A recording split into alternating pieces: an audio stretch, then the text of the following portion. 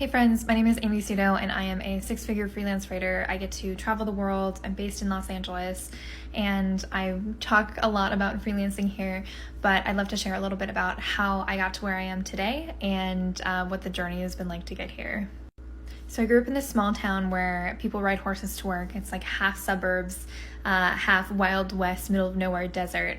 And I moved to Los Angeles to go to USC for screenwriting.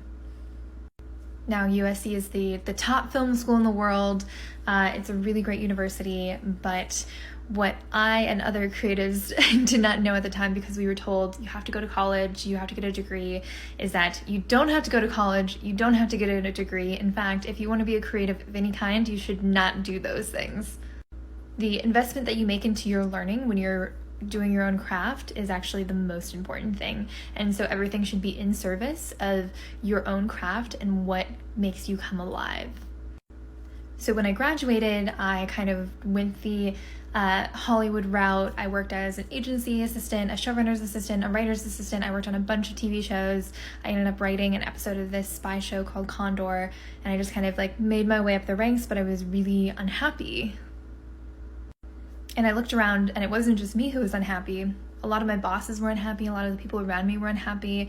It seemed like collectively there was a problem in Hollywood with people who were being sold a dream by all these massive conglomerates that now control the film industry, and the rest of us creatives were kind of being led on to believe that there was true creative fulfillment to be found in the industry and that we could finally write the things that we had in our hearts.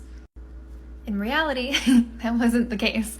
But while I was coming up in the film industry, I had the opportunity to moonlight as a ghostwriter, and I created my career as a memoir ghostwriter. I began to travel the world writing memoirs for a lot of really incredible people, and while I was doing so, I was realizing that my skills were valuable outside of the industry. Currently, I charge up to $500 an hour for the projects that I freelance on, and me as an assistant working at $16 an hour getting coffee when I graduated, and for years after that did not realize that my skills as a writer were valuable because the industry had taught me that they weren't and I wasn't.